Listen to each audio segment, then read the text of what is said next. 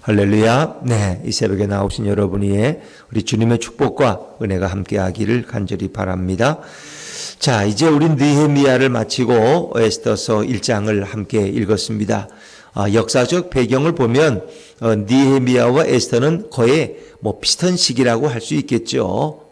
이스라엘 백성이 바벨론 포로에서 돌아와 1차 귀환한 그 직후의 시기가 바로 에스더서의 상황이라고 생각하면 되겠습니다. 그래서 아직도 페르시아 제국의 압제하에 있는 상황, 1차 귀환했지만 아직도 많은 백성들이 바사 제국에 남겨져 있는 상황에서 기록된 성경이라고 할 수 있습니다.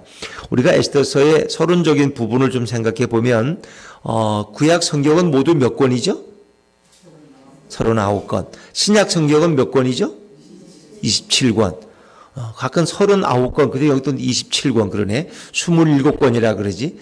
그러면 우리가 이제 쉽게 구약은 39권, 신약은 27권. 그래서 애우기는 좋아요. 3927, 3927. 구구단만 알면 애울 수 있고. 합하면 모두 몇 권이에요? 66권. 66권. 근데 39권 구약 성경 중에서 여자의 이름이 성경의 제목이 된 것이 모두 몇 권입니까? 2권이죠. 2권. 룻기와 에스더서. 룻기. 그래서 유일하게 여인의 이름이, 사실 룻기라는 것은 거의 이방 여인의, 모압 여인의 이름인데 그것을 룻기서란 이름으로 제용되었고, 다음에 에스더란 여인의 이름이 에스더서. 그러니까 그렇게 여자들이 구박받는 시대는 아니었어요, 여러분. 여성의 이름을 성경의 이름으로 이렇게 기록한다는 건 그 특별한 의미가 있는 거예요. 그 여성들이 인격적으로 뛰어나고 하나님을 누구보다 사랑하고 때로는 거의 예수님의 예표와 그림자로 거의 인정받을 만한 신앙의 사람들이기 때문에 그 시대에 아름답게 쓰임받던 여인들이었기 때문에 그의 이름을 성경의 제목으로 기록됐다 하는 것입니다. 그래서 이 에스더서는 흔히 유대인들이 가지고 있는 명절 부림절의 기원이 된다고도 합니다. 그것은 이스라엘의 한 축제인데 이스라엘 백성이 이렇게 위기에서 구원받은 그 사실을 기뻐하면서 누리는 축제가 부림절인데 그것이 모세 율법에 기록된 성경은 아닙니다. 그냥 바벨론 포로 이후에 생겨진 아마 절기가 부림절이다. 그래서 부림절의 기원을 설명하는 그런 책이라고도 이야기를 합니다. 특별히 이 에스더서의 가장 큰 특징이 있다면 뭘까요? 네, 이 에스더서를 이제 1장부터 10장까지 읽어보면 여기에는 하나님이란 말이 나올까요? 안 나올까요? 안 나와요. 하나님이란 말이 안 나와요. 선지자 이런 말도 없어요. 기도했다, 예배했다, 제사했다 이런 말도 없어요. 우리가 쓰는 신앙적인 용어가 여기에는 전혀 안 나온다는 거예요. 근데 가장 하나님의 역사를 잘 담고 있는 하나님의 구원의 섭리를 가장 잘 담고 있는 책이 또 이 에스더서예요. 그러니까 우리가 이렇게 그렇잖아요. 그냥 할렐루야 아멘, 할렐루야 아멘, 예수님 하나님 이렇게 많이 말한다고 해서 그 사람이 꼭 신앙의 인물이라고 할 수는 없어. 그렇죠. 말만 하면 할렐루야야, 말만 하면 아멘이야. 좋은 사람이 어떻게 사기를 치겠어? 근데 그런 사람이 지금 사기꾼도 있다는 거야. 명함을 보면은 아무개 교회 안수집사 권사 장로회가 다녀. 명함에다 또 이렇게 장로님 명함 하는 분들도 종종 있더라고요. 본인은 이제 더 장로답게 살려고 그렇게 하시는데 또 자칫하면은 사기꾼들이 자기를 장로나 안수집사로 포장하는 거야. 나는 사기칠 사람이 아니다. 난 이렇게 이런 교회 이 안수집사고 장로인데 내가 그러겠느냐. 근데 그런 사람일수록 조심해야 돼 또 그게. 그러니까 할렐루야 아멘을 많이 말한다고 또 그 사람이 믿음이 좋다고 말할 수는 없어. 근데 어떤 사람은 할렐루야 아멘 말도 안 해. 저 사람은 뭔가 있는 것 같은데 그런 말은 잘 입에 담질 않아. 남들에게. 그런데 정말 또 진실한 믿음의 사람이 있을 수도 있겠죠. 그거는. 근데 에스더서 자체가 그래요. 이런 신앙적인 용어는 전혀 사용하지 않는데도 가장 신앙적인 책이 이 에스더서다 하는 거예요. 여기에는 하나님의 역사가 담겨져 있는 그런 성경이 에스더서라고 말할 수가 있어요. 그래서 이 에스더라는 인물은 예수님의 어떤 예표적인 그림자가 된 인물이라고 우리 에스더를 말할 수 있고, 또 모르드게도 그런 구원을 위해서 귀하게 쓰임받는 인물이라고 될 수 있어요. 여기에는 악한 이 하만이라는 재상이 나오는데, 이 사람은 하나의 적 그리스도와 같은 인물이에요. 미래의 적 그리스도. 그리고 사단은 이렇게 믿는 성도들을 넘어뜨리기 위해서, 이 하만이 세운 계획이 한날 한시에 아무도 모르게 유대인들을 다 죽이는 거야. 엄청난 음모죠. 엄청난 음모. 사단은 늘 그런 성도들을 넘어뜨리기 위한 음모를 꾸미는 자야. 그런데 하나님은 그 음모를 막으시는 거야. 막으셔. 그리고 그 당에 유대인들이 온전히 보존되고 구원받는 누군가를 통해서, 에스더를 통해서, 모르드게를 통해서, 하나님의 역사하시는 그 통로를 통해서 하나님은 오늘도 일하고 계신다 하는 것을 우리에게 생생하게 보여주고 있는 것입니다. 때로는 우리가 하나님이 정말 내 삶에 역사하실까, 동행하실까, 간섭하실까 이렇게 의심될 때도 있지만, 하나님은 오늘도 일하고 계시고 우리를 보호하고 계신 것을 믿으시기 바랍니다. 우리가 느끼든 느끼지 않은 하나님은 오늘도 일하고 계셔요. 역사하고 계시고 보호하고 계신다는 거예요. 또 이스라엘 백성은 생각이 우리 팔레스타인 땅 안에서만 하나님이 일하신다고 생각해서, 하나님은 이 팔레스타인 땅, 우리 가나안에 들어간 이 팔레스타인 이스라엘 영역 안에서만, 근데 하나님은 그런 분이 아니에요. 여러분, 이스라엘 백성이 야곱을 따라서 이주해서 에집트에 거주했지만 거기서 많은 고난을 당하고 죽임을 당할 때 하나님은 모세라는 하나님의 선지자를 보내서 결국은 이스라엘 백성을 애굽에서 이끌어내시잖아요. 바로 이렇게 애굽에서도 역사하셨던 하나님이 어디서도 이 파사 제국에서도 일하고 계신다는 거예요. 여기서도 하나님은 변함없이 역사하시는 거예요. 역사하셔서 이스라엘 백성을 위기에서 건져내시는 그런 우리 하나님의 모습, 우리 예수님의 모습을 우리는 여기서 발견할 수 있는 것이죠. 오늘도 하나님은 일하고 계신다. 하나님은 오늘도 역사하고 계신다. 그래서 오늘 여기에 등장하는 시대적인 파사 제국, 페르시아 제국인데, 이제 메데 파사 제국이 하나가 되어서 우리가 그니 페르시아 제국이라고 그러지만, 따지고 보면 메데와 파사가 원래 다른 나라였는데 그것이 하나가 통일돼서, 여기 보니까 메데와 파사의 장수들도 여기에 참여한 걸 알 수 있어요. 그리고 아하수에로 왕이라는 사람이 등장하는데, 이 사람은 다니엘서 9장에 등장하는 다리오 왕의 아버지입니다. 아버지. 다리오 왕의 아버지. 다리오 왕의 아버지. 다니엘이 활동하던 시대가 다리오 왕 시대였죠. 그 아버지인데 그가 활동하던 시대에 되어진 일이고, 역사적으로 보면은 아하수에로 왕의 임기가 BC 485년부터 464년이 되는데, 이것은 464년 이후에 기록된 그런 내용을 담고 있고, 그러면 에스더서의 저자는 누구냐? 에스더가 기록했겠느냐? 에스더라고 보는 사람은 거의 없어. 어떤 분들은 모르드게가 기록하지 않았겠느냐? 근데 그것도 정확하지 않고요. 또 어떤 분들은 말하기를 그 시대 살아갔던 에스라 선지자가, 에스라가 기록하지 않았을까? 근데 그것도 아니고, 그래서 어떤 익명의 유대인이 이 성경을 기록했을 것이다. 우리는 그렇게 추측하지만, 이 모든 저자는 결국 하나님이시죠. 하나님, 성령님이 성경의 원저자시죠. 그래서 하나님이 어떻게 일하시는지, 하나님의 역사와 구원의 섭리를 우리에게 소개해주고 있다. 근데 에스더서 1장에 보면은 여기는 에스더도 등장 안 하고 그냥 잔치하는 얘기, 그리고 왕후 와스티가 폐위된 얘기인데, 이 모든 것은 하나님이 역사하는 하나의 그 서론적인 자리, 밑자리를 깔아놓는 거, 이런 상황 속에서 유대인들이 어떻게 살아고 또 어떻게 하나님이 그들을 구원하는 것을 서론적인 부분이 오늘 1장의 부분이라고 말할 수 있습니다. 자, 우리 1장 1절과 2절 4절까지, 1절부터 4절까지 한번 읽어보죠. 1절부터 4절까지입니다. 시작. 이 일은 아하수에로 왕 때에 있었던 일이니, 아하수에로는 인도로부터 구스까지 127 지방을 다스리는 왕이라. 당시에 아하수에로 왕이 수상궁에서 즉위하고 왕위에 있은 지 제3년에 그의 모든 지방관과 신하들을 위하여 잔치를 베푸니, 바사와 메대의 장수와 각 지방의 귀족과 지방관들이 다 왕 앞에 있는지라. 왕이 여러 날 곧 180일 동안에 그의 영화로운 나라의 부함과 위엄의 혁혁함을 나타내니라. 잔치가 모두 며칠 동안 겠어요? 180일 동안이면 몇 개월이에요? 6개월 동안. 6개월 잔치하는 거 봤어요?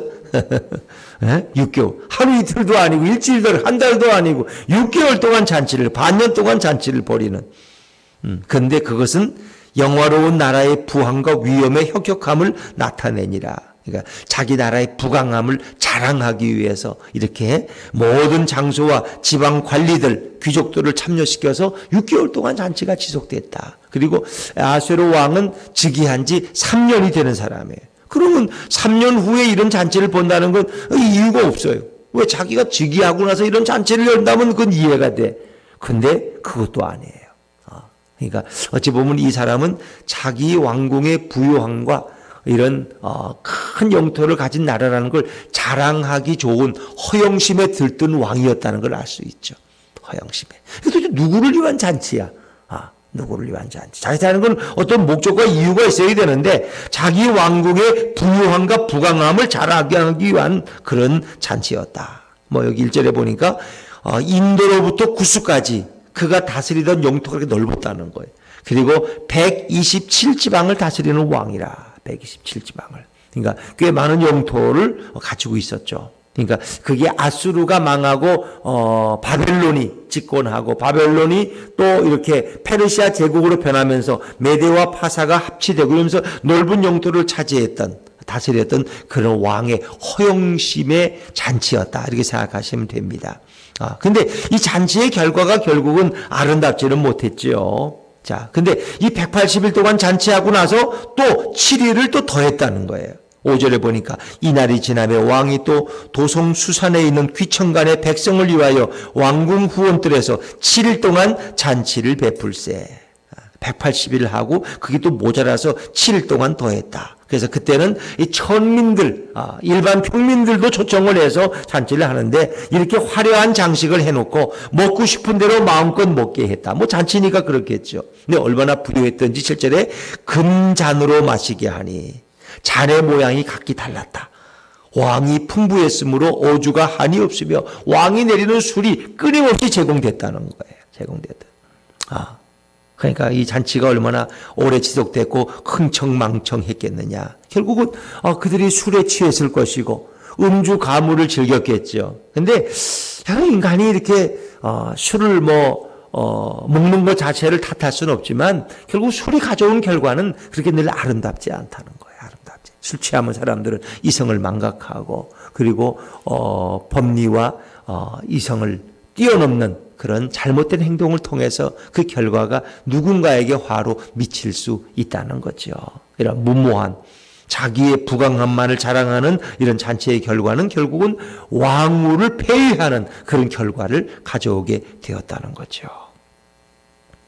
자, 우리 9절, 10절 말씀, 9절, 10절, 11절, 9절, 10절, 11절 한번 읽어보죠. 시작.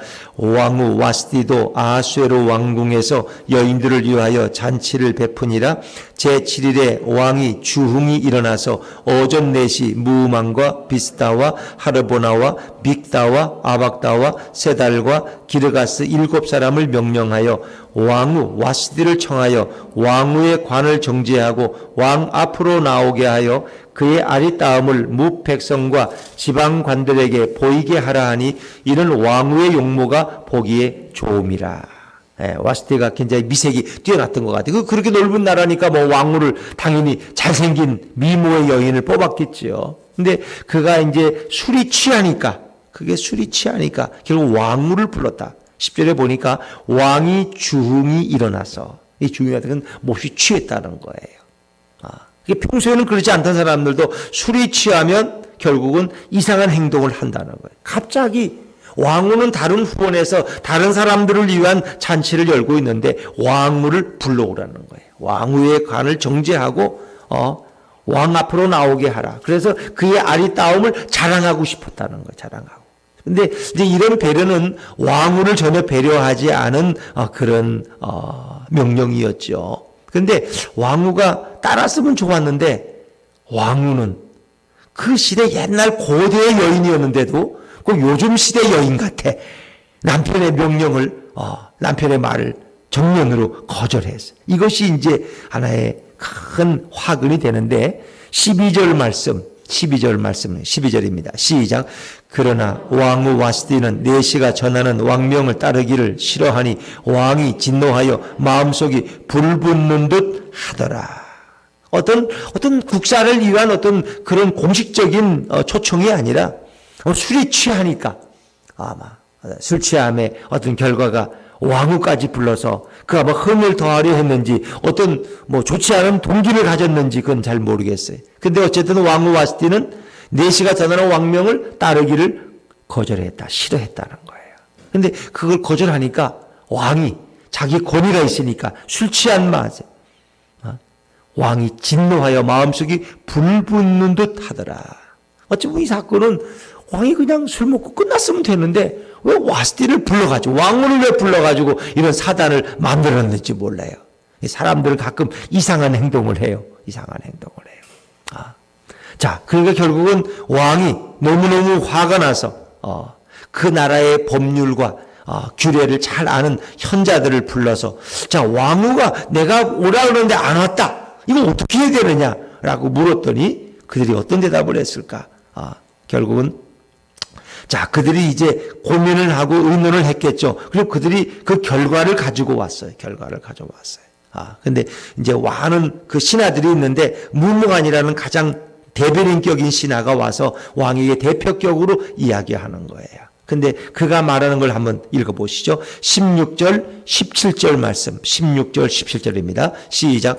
문무관이 왕과 지방관 앞에서 대답하여 이르되 왕후 와스디가 왕에게만 잘못했을 뿐 아니라 아하수에로 왕의 각 지방의 관리들과 뭇 백성에게도 잘못하였나이다. 아하수에로 왕이 명령하여 왕후 와스디를 청하여도 오지 아니하였다 하는 왕후의 행위의 소문이 모든 여인들에게 전파되면 그들도 그들의 남편을 멸시할 것인즉. 결국 그들은 왕후의 이 거절, 그러니까 왕후가 왜 거절을 했는지, 왜 왕이 초청한 자리에 오지 않았는지 그 내용은 물어보지도 않아요. 왕후 와스디에 대한 설명은 없어요. 전혀. 왜? 그날 그 몸이 불편할 수도 있고 또 왕후도 너무 취했을 수도 있고 또 왕후가 오지 못한 어떤 상황이 있을 수도 있잖아요. 전혀 그런 걸 무시하는 거예요. 그리고 왕후가 왕의 명령을 거절했다는 것에만 여기 초점이 맞춰져 있어요. 술 취한 인간들은 다 그런 거예요. 술 취한 인간들은 감히 어떻게 왕후가 왕의 명령을 거절하냐. 이래서 결국은 왕후를 폐위시켜야 된다는 거예요. 결국 이 소문이 이 나라의 여인들에게 가면은 그들도 남편을 멸시할 것이라. 그래서는 안 된다는 거예요. 그래서 이걸 조기에 뿌리 뽑아야지. 요즘 여인들이 이게 남편을 함부로 대하는데 그냥 두면 안 된다는 거예요. 이런 말이 어디 있겠어요. 우리가 보면 지금으로 말도 안 되는 건데 술 취한 사람들은 결국 그런 결정을 해가지고 왔어요. 왜 왕후가 왕의 자리에, 왕이 부른 자리에 왜 응답하지 못했는지, 왜 오지 못했는지 그거는 물어보고 상황을 살펴봐야 되는데 전혀 그런 배경이 없다는 것입니다. 왕의 명령은 무조건 순종해야 된다. 뭐 그런 권위를 가지고 이제 그러는 거죠.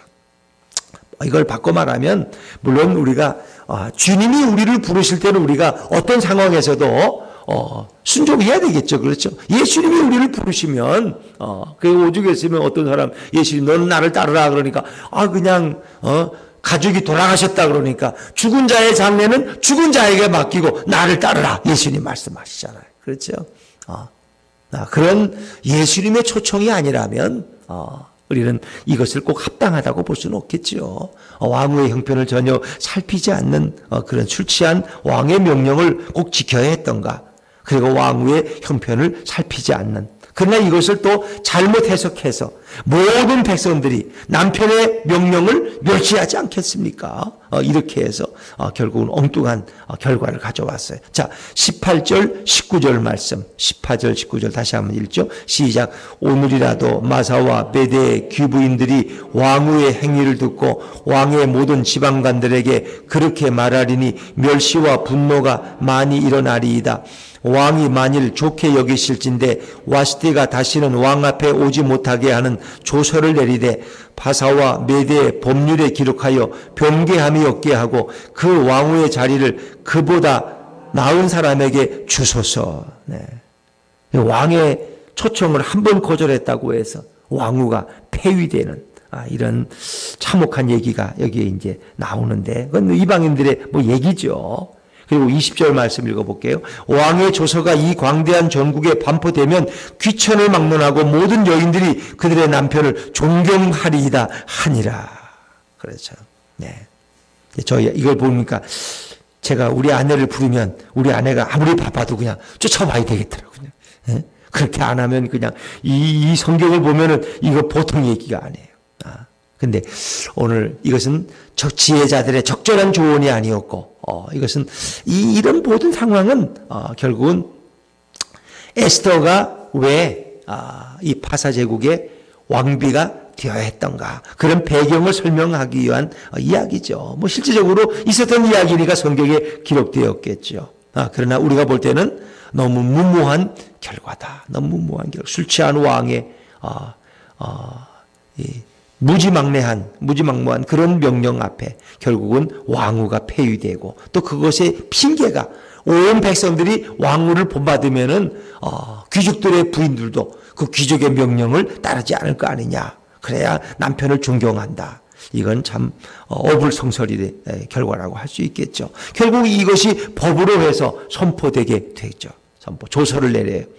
그리고 이제는 모든 지방의 조서를 남편이 자기 가정을 주관하게 하고, 그리고 남편의 언어로 말하기, 왜 이런저런 타 민족들이 결혼을 하니까 이제 남편의 언어만 그 집에서 말하도록 이렇게 가부장 중심의 그런 것을 더 강화시킨 그런 배경. 그러나 뭐 우리가 여기에 굳이 이것이 옳으니 그러니 말할 필요는 없겠죠. 왜냐하면 이건 하나의 배경을 설명하는 과정이니까, 회장을.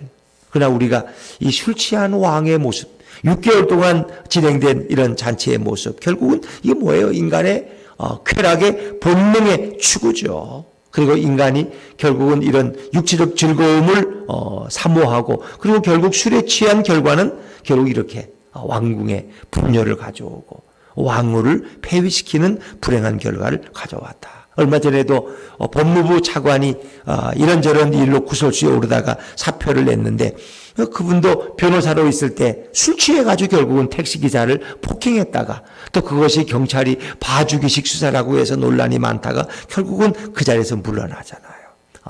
결국은 술 자체를 나쁘다고 말할 수는 없지만 절제하지 않는 술은 결국은 인간의 그 결과가 이렇게 아름답지 못한 결과를 가져오는 것이죠. 또 왕이 자기 나라의 부강함과 부요함을 자랑하기 위해서 이런 인간의 잔치는 결국 결과가 아름답지 못하고 범죄하게 만들고 타락하게 만들고 흥청망청해서 결국은 그 나라를 무너뜨리는 결과를 가져오죠. 결국 이런 잔치 이후에 이 아하수에로 왕은 외적의 침입을 받고 결국 왕위에서 폐위되는 결과를 가져왔다고 합니다. 결국은 이것이 이 백성이 낸 세금으로 180 동안 진행된 이 잔치의 결과는 뭐야 될까? 오늘 사람들은 잔치를 좋아해요. 인간들은 잔치를 좋아해요. 그러나 세상의 잔치는 결과적으로 아름다운 결과를 가져오지 못한다는 거예요. 그렇기 때문에 우리는 이런 잔치를 보면서 결국 하늘의 잔치를 사모해야 될 줄로 믿습니다. 천국의 잔치가 우리가 소망해야 될 잔치예요. 하나님 나라의 잔치, 하나님 나라의 기쁨과 은혜가 충만한 잔치를 사모해야 되지. 세상의 잔치도 물론 필요해요. 그러나 그런 잔치에 몰입되면 결국 거긴 세상 사람들이 좋아하는 술과 이런, 요즘은 이런 또 파티가 열면은 거기에 또 안 좋은 이런 것들이, 마약 이런 것들이 동원돼서 결국은 타락한 결과를 가져오고, 그래서 연예인들이 파티하고 나면 마지막에 아름답지 못한 결과가 돼서 그로 인해서 결국 그의 이름이 누명이, 오명이 씌워지고 결국 그 자리에서 떨어지는 이런 것들을 많이 보잖아요. 그리고 결국 이 신문에 나는 거의 많은 이런 사건들, 다시 말하면 교통사고의 특별히 사망사고의 거의 대부분은 술 취한 운전자에 의한 사망사고라는 거예요. 대거 술이 가져. 그리고 모든 폭력의 거의 많은 부분들은 술 취한 사람들 간의 실강의를 통해서 분노가 폭발했고, 분노 조절 장애인지 모르지만 그렇게 해서 사람을 죽이고 폭행하고 온 결과, 대개 술로 인한 이런 결과였다는 거죠. 그러니까 이 잔치에는 술이 빠지면 더 잔치가 안 되겠죠. 그러나 지나친 이런 세상 즐거움의 이런 탐욕은 결국 아름답지 못한 결과를 가져온다는 거예요. 오늘도 우리는 이 땅에서 우리가 정말 하나님 나라의 잔치를 사모하면서 우리가 영적인 즐거움, 주님이 주시는 말씀의 은혜, 그리고 주님이 주시는 찬양의 기쁨, 이런 영적인 즐거움 가운데서 우리는 오늘도 행복한 삶을 추구해야 되겠죠. 오늘 하나님이 어떻게 이제 이 에스더서를 통해서 역사하는가는 우리가 서론적인 부분을 통해 살펴봅니다마는 과연 이 에스더서를 통해서 우리 예수님이 어떻게 일하시고 어떻게 역사하시고 당신의 백성을 어떻게 보호하시는가를 우리가 매일매일 살펴보면서 예수님을 더 깊이 알아가는 복된 시간이 되시기를 주의 이름으로 축원합니다.